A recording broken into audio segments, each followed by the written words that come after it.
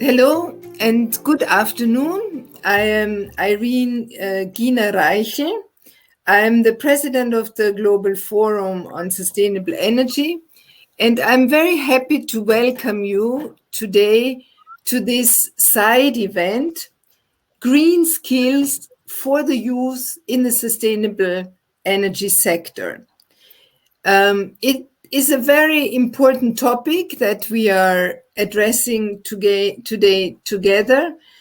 We know that decarbonization, digitalization, decentralization are rapidly transforming the energy sector, and energy systems, which are increasingly based on a combination of decentralized renewable energy, energy efficiency, communication and information technologies, and smart and flexible infrastructure, are emerging.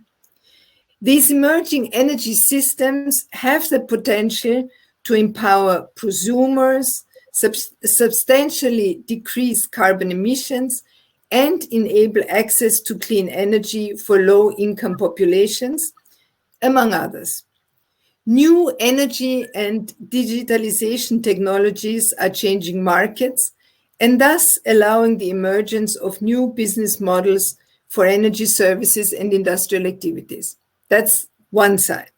The other side is that we need to create employment, and we need to create employment in particular for young people in all countries, really, but in emerging markets and in what we used to call developing countries in particular, where the youth percentage in the population is very high. This is of particular relevance and also a great challenge. So in our side event today, we are trying to bring together those two sides, the developments in the energy sector and sustainable energy, and the possibilities to create employment, and in particular, to create employment for young people. Now, in order to link those two sides of the equation successfully, green skills are exceedingly important. And we are going to try to explore in the 50-something minutes that we have what that means and how we can indeed create the possibilities for young people to acquire these green skills so that they can integrate successfully into the sustainable energy sector and contribute for their own professional development, but also for the energy transitions that we all need to promote. I have a distinguished panel here together with me, which I'm going to introduce very briefly to you. There is, first of all, Werner Weiss, a founding member of the Austrian Research Institute, AEE, Institute for Sustainable Technologies. He will kick our substantive discussion off in a moment with a presentation. And then we will discuss around the issues and around questions that were shared among the panelists with Michael Müllnerich, who has many years of experience in strategy consulting with an emphasis on renewable energy in Africa. And he's currently the managing director at Aracuba, a social business and sustainability think tank. I'm also very happy to welcome Christian Holter, who has many years of experience in solar thermal technologies and is a pioneer on large-scale systems. Particular areas of expertise are solar air conditioning, solar process heat, solar district heating, and project financing. And he's currently a senior expert at solid solar energy systems. And our fourth panelist is Marcel Huber. Welcome, Marcel, also. He's a trained mechanical engineer and completed his degree in process engineering at the Entrepreneurial University in Innsbruck, the MCI. And from that platform onward, he became a research assistant at the university, then head of the research department, and then he founded his own company, Sincraft, together with two other former students, which is now building a unique reverse power plants worldwide. So Marcel is the youngest, I think, in our group, and to a degree our youth representative, even though we had wanted to have a really young person, like under 20 years of age, with us as well. But for logistical reasons, unfortunately, this has not materialized. So without further ado, I would like to ask Werner to get us started with some introductory remarks, and we will take it from there then. Okay, good morning, good afternoon, wherever you are. From my side, thank you for the introduction. Just before I start, get a feedback. Can you see my slide now? Not yet. Not yet. It's a black screen at this point. That's strange enough. I could open it. Start Now again. we see it. Now we see it. Now we saw it. You saw it or still there? We saw it. Sorry, then I open it again, because in the moment where so try it again.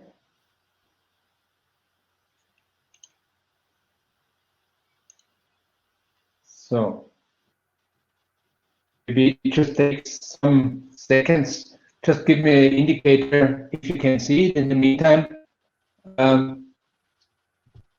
it was mentioned already, my name is Werner Weiss. I'm working for AE Intec in Austria. It's an Austrian-based research institute, and we're working for more than 30 years in renewable energy and energy efficiency. And besides our applied research work, we are also doing for 25 years what we call know-how transfer projects. And one of these projects I'm going to introduce to you briefly, which is called SOLTRAIN, the Southern African Solar Training and Demonstration Initiative. Can you see it in the meantime, or still not? No. Now we can see it. Now it's here. It's good. You just need to see my slide. Yes, we can see your slide. It's good now. Okay. Okay, excellent. Thank you for the feedback. SOLTRAIN is a regional Southern African project where we have in total 6 basically universities, vocational training and vocational partners.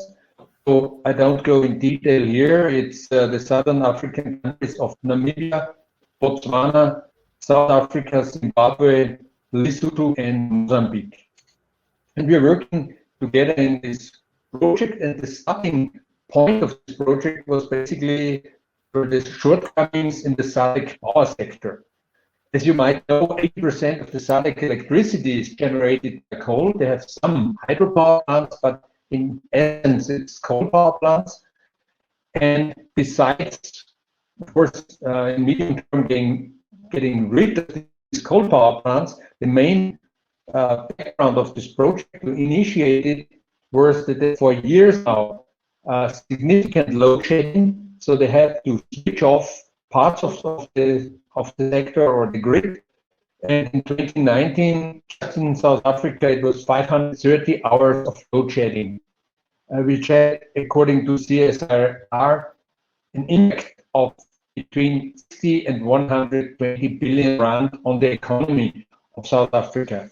And on the other hand, we did a lot of monitoring in these countries in different sectors, and just picking out the residential sector, about 50% of the electricity used in the residential sector, as soon as people have access to electricity, is just used for hot water preparation.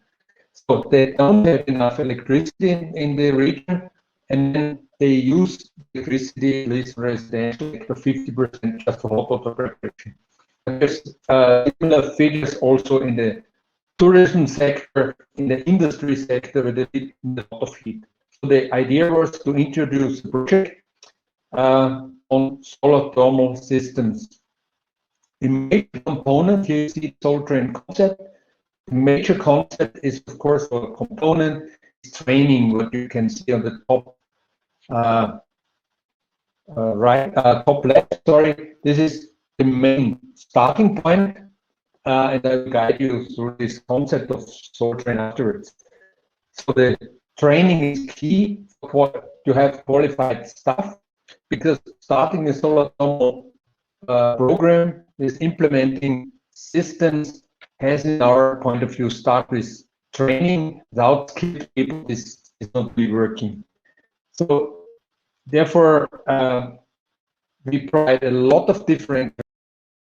Let me turn to our panelists. We have a powerful panel here, and perhaps I'll start with you, Christian, and ask you to give us some views on this nexus that I outlined very briefly in my introduction, between creating jobs for young people, the need to transform the energy sector.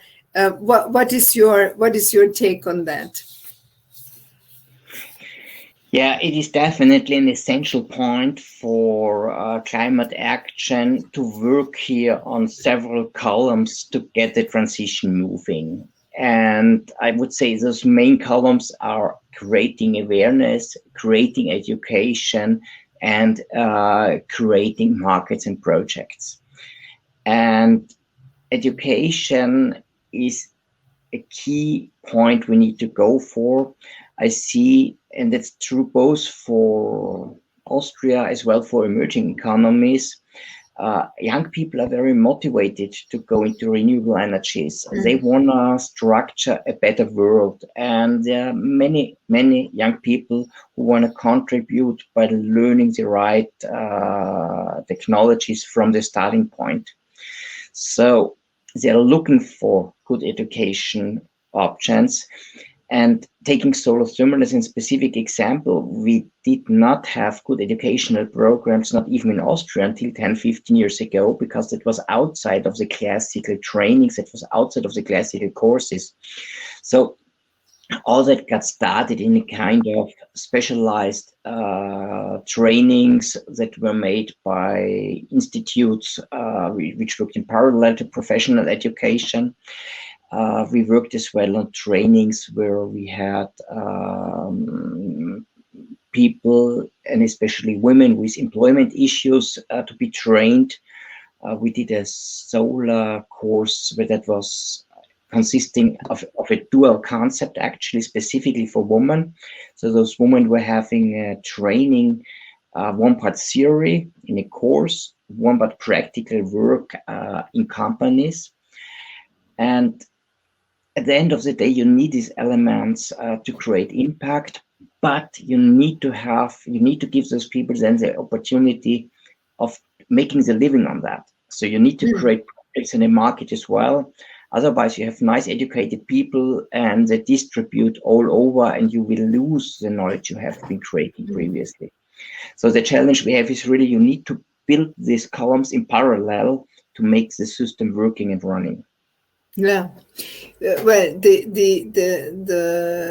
point of do educational institutions offer the right training, is an important point that you make, Christian, and perhaps I'll kick this ball onto Marcel and ask him what his experience was, because from the brief introduction that I gave, our audience knows that for Marcel, there was a good experience in the educational system that allowed him to move on to become an entrepreneur in the field. Right, Marcel?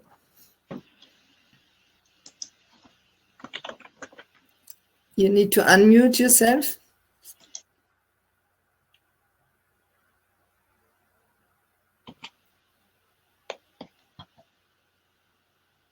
Not yet. You're still muted on my screen.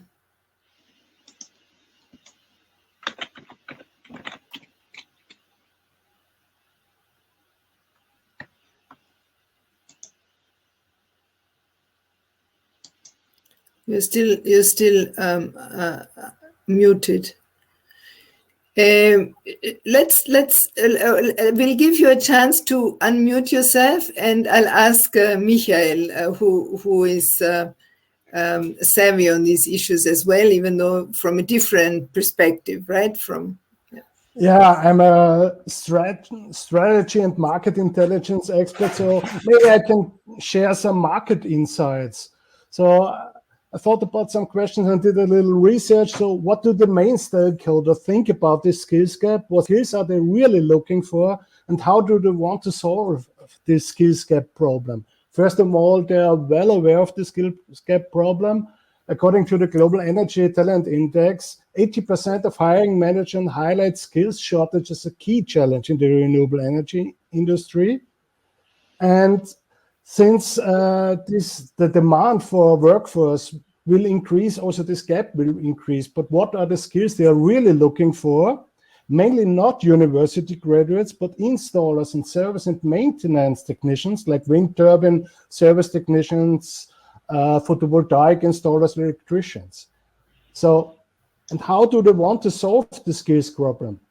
In the immediate term, the transfer of skills from traditional energy sectors like oil and gas is often possible, but this is not a one-way street, but also in the renewable energy sector, workers consider to switch back to power sector and oil and gas. It's not, that can't be the solution of the problem. We have to address this problem within the sector. So also according to this Global Energy Talent Index, 59% of the employers in the renewable energy believe that they can overcome this skills gap with additional training and development of their staff. And, on the job. On the job, yeah, on their already existing workforce. And 45% think that they need additional apprenticeships and better cooperation with education institutions. But there's a problem because the technical professional education needed for this energy transition is often deemed by society, especially in Austria and in Europe, in general, to be less worth it than a university education. And in my opinion, this must be addressed. We need good training centers with higher public funding. We need more apprenticeships that are sort of a genuine alternative to university education. And we need to make technology accessible to children in a hands-on manner and entertaining manner at a very early age. In my opinion, already at kindergarten. There are two private initiatives in Austria to address this problem. And they told me at this young age, there's no difference between boys and girls. They are both curious and want to play, want to do their little experiments and so on. So if we want to encourage also women to go for a technical related career, we must give them the possibility to get in touch with technology in a very early age. Thank you, Michael. I see from Marcel's body language that he would like to come in, and I think he can unmute himself now. Hello, Werner. Welcome back. Hear me, or? Welcome back. We have started a little conversation. I think we are going to continue in the conversation mode now because the connectivity issues are a difficulty for some of us here. So you can. I will invite you to join the conversation shortly, Werner. Okay. So Marcel, please. What's your response to what Michael just said? Yeah, thanks, Irene. I'm lucky that I had a problem with my microphone, so Michael had the opportunity to say everything that I wanted to say. No, honestly, a bit of history to my person to give a better understanding. It's as you said, Irene. It's we are a university spin-off in a high tech area. And so we're doing power plants that are fueled by forest residues, and the byproduct is this charcoal. And the charcoal, which is bond CO2 via plants and trees, if you don't burn this char anymore, this natural-based carbon, it becomes a carbon sink. So we're becoming a net technology, and that's why we call or try to call us reverse power plants. Just to give some background. And I think the academic surrounding is very important to do developments and to bring them forward and to start at a very, very open-minded basis, which is quite very important for scientific issues, that you are not pre-stamped. Maybe I put it wrong in English, but it's open-minded. Yeah. And that's always that what youth does in general. They start open-minded and they doubt what we tell them. This is very important. So the thing about climate change is, and Greta told us last week or this weekend again, it's about awareness. So we have to, as the adults, we have to be aware that things have changed, and we have to follow these new surroundings or new physics.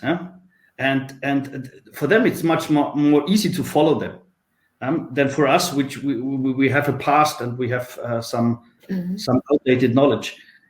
But I think that what Michael pointed out is that the academic workforce was very important when it was about development. Most of the technologies we need for the transition are there. Yeah. So we have to start doing things, not talking, doing.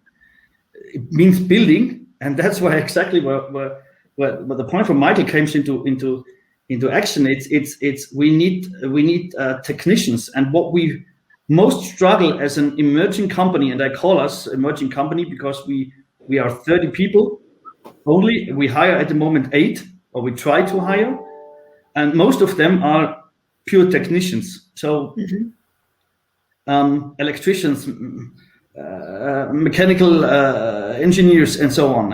And we have a big struggle in that. So I think it is very important that we tell the youth that it is much more worth to or also a lot of worth to educate in these technical skills than only on management and scientific issues. And I think that the bachelor system has also developed quite a good platform for that, if we understand it as one step.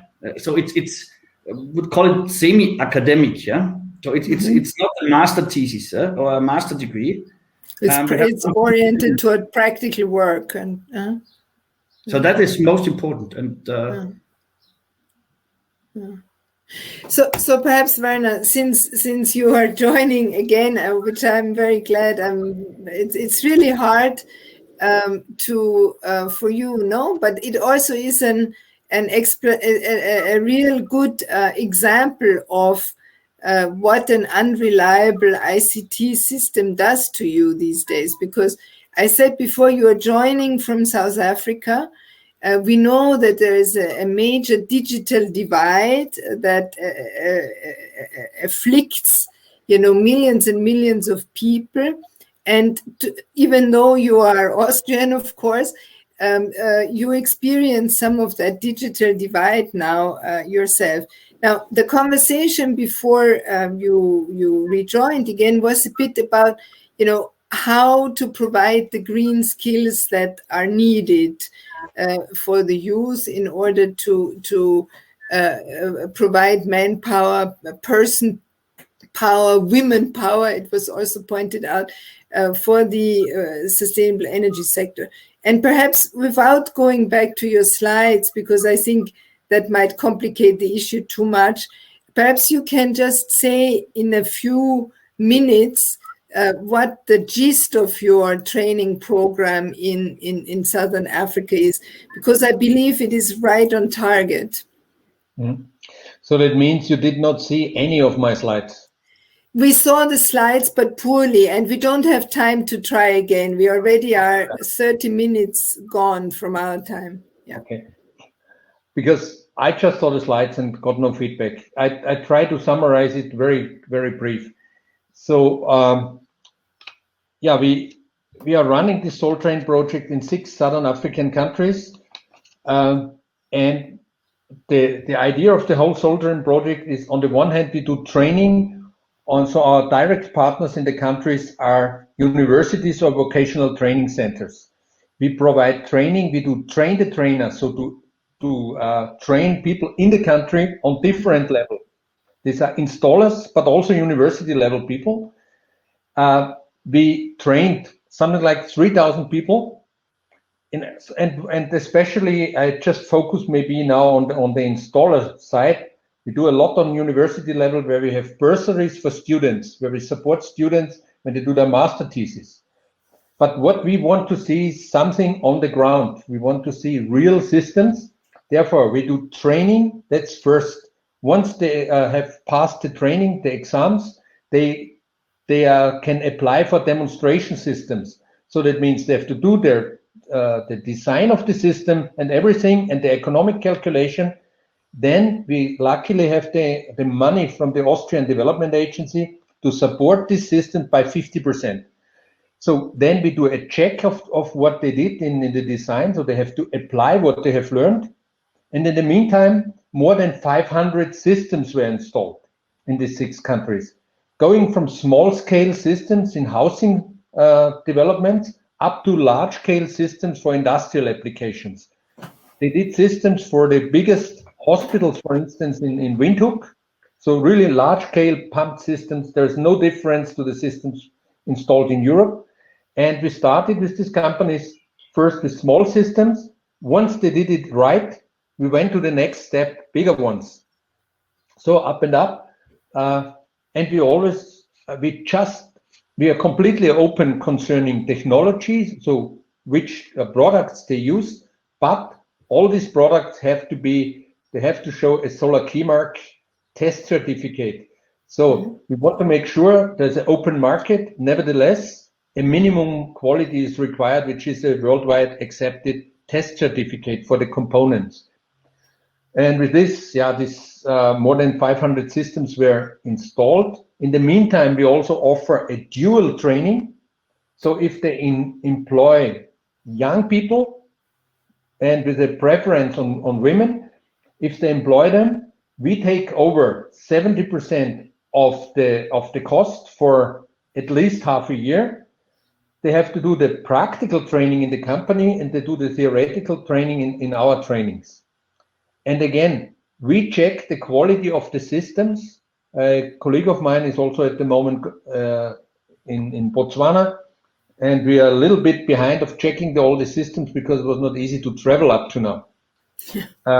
Concerning digital use, in the last 1.5 years, we did a lot of these trainings also online, which was general worked excellent. I did not believe it before, and this improved significantly also in the 6 African countries. So we had, sometimes it was really just remote. Most of the time they met in the country, physical, and we provided the training via, did it online. I think living it like this, that's a very complex project, if you want, with a lot of components, but it shows the combination. What you need is the combination of theoretical training, and where they immediately have to really try it out, what they've learned, to see the system really in reality on the ground.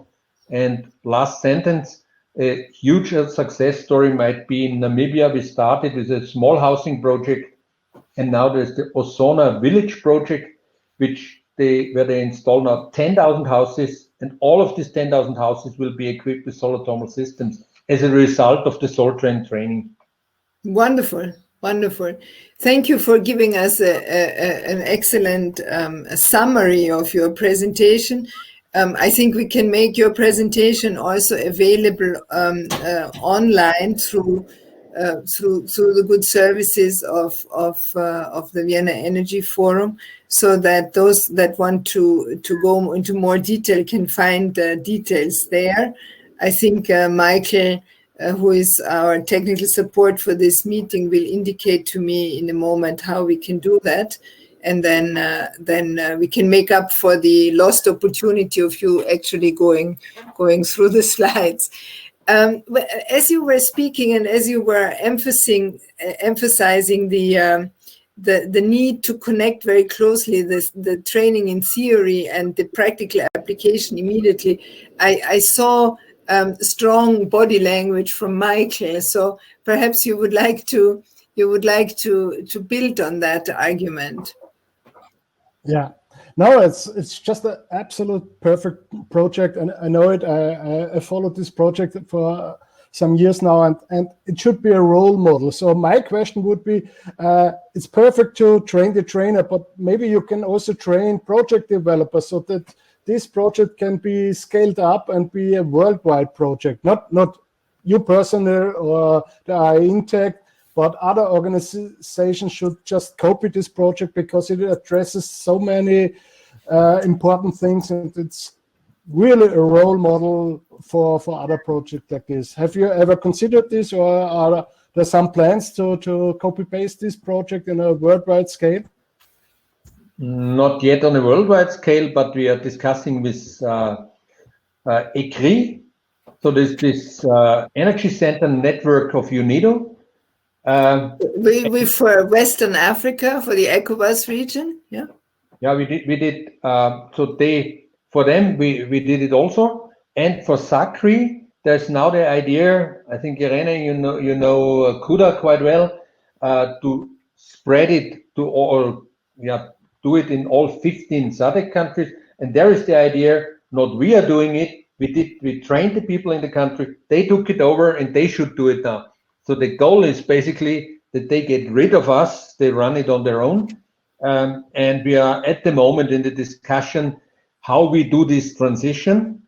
This is the idea. And for West Africa, they did it already, not to the scale we have in Southern Africa, but yeah, we're thinking about it. And I think this network of UNIDO, the GenSec would be an excellent driver of such a further project, if you want. So for developing countries, for sure, but wouldn't there also be a need to have more of this kind of integration between theory and practical application in our countries, in the so-called northern countries, so-called developed countries? I don't know. Any views on that? Well, definitely, I would say when you look at the markets we have in Europe, still awareness and knowledge how to make things correct and to make them efficient. It's still skills which are not too widespread. You find, let me take Austria as an example, in the solar thermal sector, you find a few handful of companies who have knowledge, who have experience, and who are in a position to make good systems.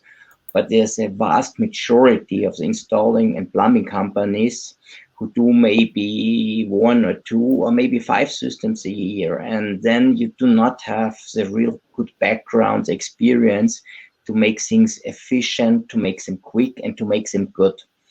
And that really hits back to the technology at certain points, because if people are in doubt if they can do it right, they rather prefer not to sell and promote those types of systems, because it would lead themselves in uncomfortable situations. And this is why we really need this education significant enhanced as well in the more developing countries still. And that's not only true for Europe. We have very developed countries who have no idea of real good, efficient energy use. Without blaming someone too much, let's take the US as an example. They do have, in absolute numbers, a huge renewable energy portfolio. But if you compare per population, you find the commodity technologies like solar PV and wind are rolled out, but many other efficiency or generation technologies are really on a low level distributed. And again, here awareness and knowledge and education are key issues on rolling that out. Yeah, absolutely. Marcel, from your perspective, anything to add on this issue? I think we in Europe, we are in desperate need for good educated technicians, I think, and the renewable energy revolution, I would like to call it like that, will need even more. So maybe we have to clap two flies with one clap. We have to somehow educate those people to help themselves, and maybe also to help us out in Europe as well, or in the northern countries. And therefore, I know it from the solar business, you can train, but when it comes to the bioenergy business industry, I will claim it is not that easy. There's a lot of petrochemical issues, so you have to be well trained and well educated to maintain such a plant. It's not plug and play. It will never be, because the fuel is changing. It's inhomogeneous. Biomass is not defined. So I think it's a big challenge to bring more education to those countries, and maybe also to train those people to give good aid here in Europe as well. So I would think that can be a social project as well, because for us it is really a big challenge to bring bioenergy like we invented it, or like we developed it, to a lower developed country. Because if you are lack of infrastructure, it won't work.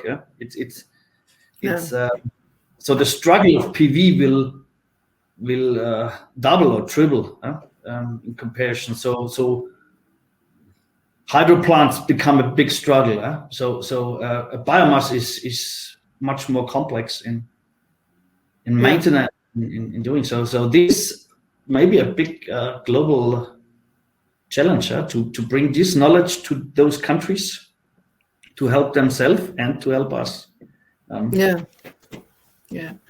Well, one of the issues that all of you touched upon in your previous statements is also the gender dimension of the whole green skills question. We know from statistics that women are underrepresented in the energy sector in general, in the classical, in the old energy sector, very severely, but even in sustainable energy, in modern energy, if you wish, there is still no parity, far from that, and it has to do with a lack of women generally in STEM professions, but then also many other obstacles like unconscious bias against women and so forth. Gender stereotypes prevail. But it was very interesting what you said, Michael, that in that study that you referred to, it is obvious that at an early age, young girls and young boys share absolutely the same interests, show the same curiosity and inquisitiveness. And so it's something that our educational system does to women, and it's not something that is born, inborn. How can we address that issue in terms of widening the skills pool also for the energy transition? Because energy transitions are very wide societal transformations, and the sustainable energy field requires more than just technical skills in terms of hard energy technology skills. There's communication, there's social engineering. I think, Michael, you're doing a lot of work around these issues. So can you speak to that for a moment, please? Yeah. It's the same. Address it earlier. Now we are lucky. We have a young girl from Sweden as a role model. So now about 20% of young people, boys and girls, want to work in the renewable energy field, not just technology related, but now is the time to encourage them and to give them the possibility to get in touch with renewable energy on a very early age. Because then now at the moment we try to encourage them to go in these fields in renewables at the age of 14 or 18. That's far too late, because at this moment they have also developed preconceptions, so they think it's too difficult, maybe it's boring, or it's just for boys. So we have to help them to get in touch with renewable energies, all these experts in social science, in law, in all these aspects in an earlier age. That's for me the most important. We can't wait till they are 14 or 18, because this is too late. We can't convince them at this age anymore. Now, from development cooperation experience, we know that often women-led initiatives at the village level are very successful. Any experience on that? Can any of you speak to that? Well, we have in Soltrain, we are lucky in these 6 countries. There's the majority are women who manage, so from our partner point of view, manage the project in the countries. So there's more than 50% women. We have very good experience in, especially again in Namibia. Exactly what you said on the village level. So when the companies in Namibia installed the first systems in this mass housing program, it was basically the women who realized we need less electricity now, and they spread the word, and they were really active here. On the other hand, I absolutely agree with Michael that we have to start very early. To start at university level is far too late. On the other hand, we have this problem all the time. A project like ours, or your project, maybe we cannot compensate for everything. So there's always the request, why don't you have more women in it? We do whatever we can, but all what is wrong in the education sector cannot compensate it in a 3 or 5 years project. So I agree to start as early as possible and change education, and education is the key. Marcel, did you want to say something? Yeah, Michael mentioned the kindergarten. It's of our principal understanding that this equality is something our society is built on. And I think the only problem we have is time now. So I think it will take 10 or 20 years maybe till this change will be realizable. Because from the education point of view, we saw it in the university for process engineering. It was really a tough job to get also research associates, and that I was quite successful. We have still two female technical researchers on the technical field at the MCI where I originate from. But this is very special, and it's hard to motivate because they are not there. So I think it's we would love to have more female technicians, but they are just not existing. Yeah, and I think again Africa or they are maybe being much quicker than we are to develop those that women take over these opportunities. I'm also the president of the Global Women's Network for the Energy Transition, which is an NGO which promotes, participation of women in sustainable energy. And we have created a platform which is called Women Expert in Energy Platform. It's a sort of LinkedIn, but specialized for women in sustainable energy. And in a short period of time of not even 2 years, some 1,600, 1,800 women have self-registered on this platform from all regions of the world, from all kinds of specializations in sustainable energy. And we help them to network and to develop their potential professionally and so forth. And so there are women out there, but not enough, and not and often they are not visible enough also. So the two dimensions need to be addressed. I would like to turn to our audience now. We have a very nice audience, as we can see from the various functions of this platform. And if there are any questions, they can be typed, and then the technicians, the IT colleagues who help us on the session will promote any questions to us, and will make them possible for us to reply to. So if there are any questions that you have that you wish to address to our experts here on the panel, this is the moment to do so. A moment to do so.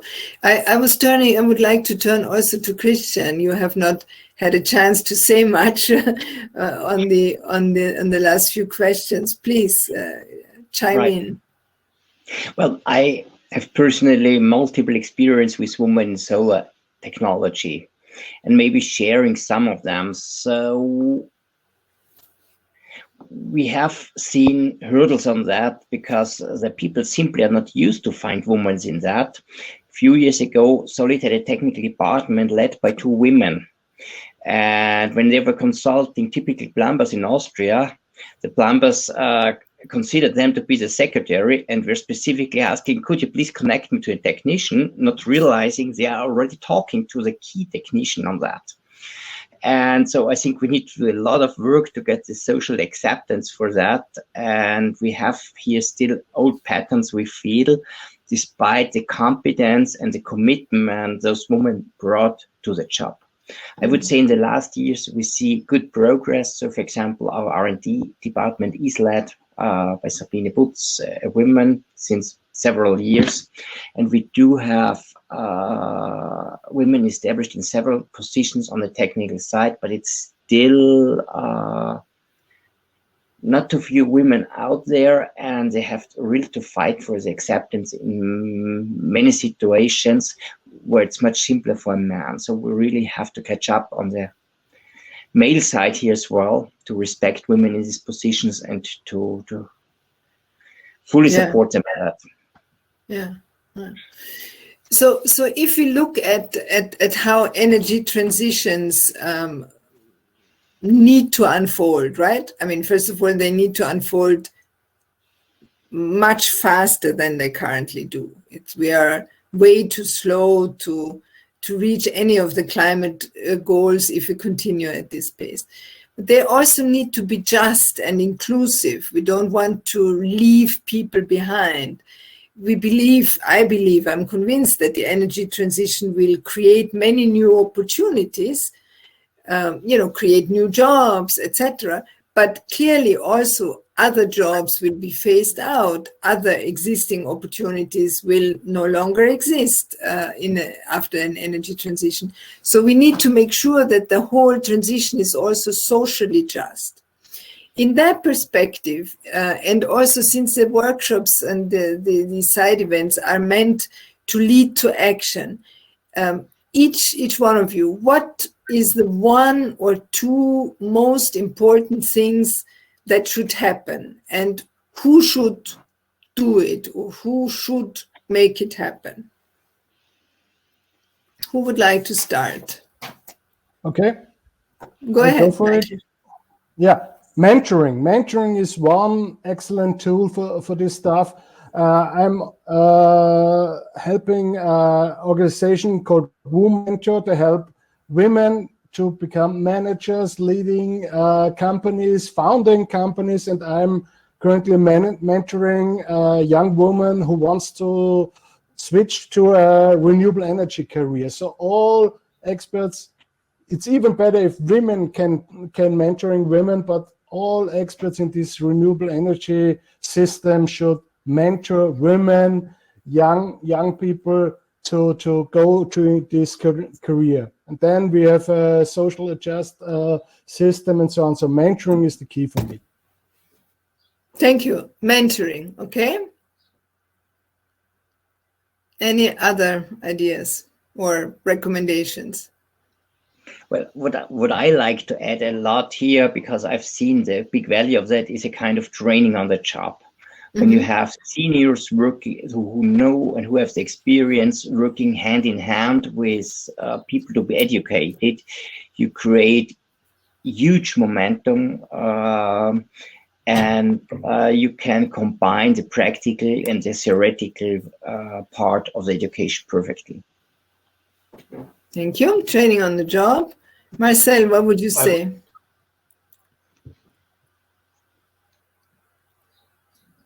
No, when I had the microphone. It's on. It's on. So up to you. Okay, I think again I want to recap Greta's saying. She said to overcome this crisis, we have to deal it like a crisis. So it's not primarily, it's not about opportunities. It's about necessity of action.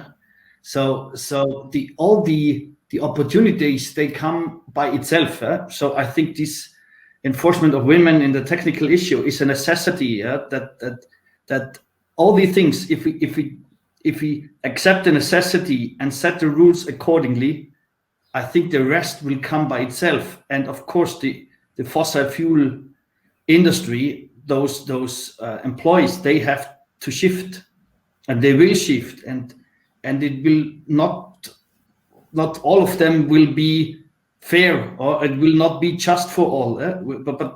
But it's about the majority, and I think the fate of the climate. So I think it is very important to be very clear about the situation, and mentoring, of course, enforcing people to switch before they have to is key. Yeah. Thank you.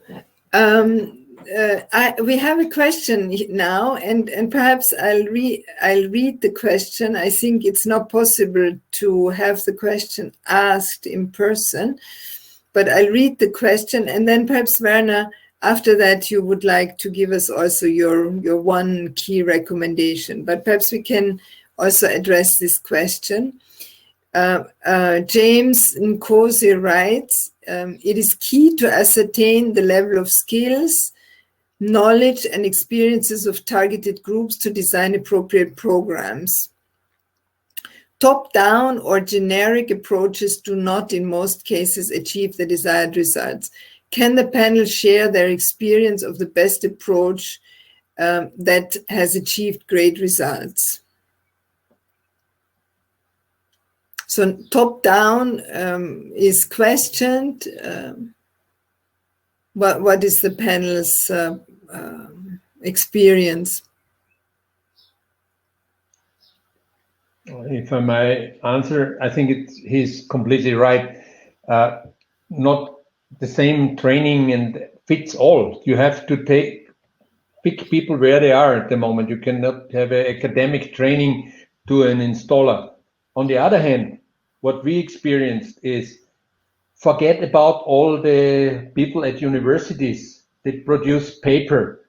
We try to bring together the installers and the people from university. And at the beginning, not just in Europe, but also in our project, they're very skeptic. So how does it fit together? And then after a certain time, they realize they can learn from each other. And this brings me, so it has to be adjusted to the people who want to train. It's completely different if you start in kindergarten, they just have to feel how it is. And I think I have not to explain it here in this panel, but it has to be adjusted to the previous knowledge and so forth. And my statement from before, I would have said nearly the same what Christian said before, but I think what it's needed, what is essential is long-term training. It's sometimes, I don't believe it, talking to a development institutions, we do a 3 years training, and that's it. And then there's no follow-up. And after 3 years, they should know it. In Europe, we are stupid, I think, because we need a university study is 5 years or so. If you just learn installer, it's 3 years, 4 years, depending. But they request us to do a project within 3 years or in a few months. Like, yeah, Europeans are all stupid because we need 10 times as long. So this is the mindset here is if you do this, you have to do it in long term. And this is worldwide the same. It takes time to get the skills, to go in detail, to be an expert. It's not done with one course. And I believe simply in if you want to predict the future, just create it. I don't know who said it before, but that's it. And we have to show good examples on the ground. All the papers, all the international conferences never help. It's good to have it, but the paper flying around is, I would not say I never do it, but what counts is really systems on the ground. And I think good projects, wherever you do it, if you can show afterwards, is there something on the ground? If not, waste of money in my point of view. So we have not the time more for paper. We need systems on the ground and very quick. So what I hear very strongly from the panel is we need a strong link between theory and practical application. We don't need any new fundamental research for providing green skills to young people, because the technologies that are here can take us a long way. Obviously, we want to continue to do research, clearly, but for the green skills issue and the youth-related issue, that's not something that we need to wait for.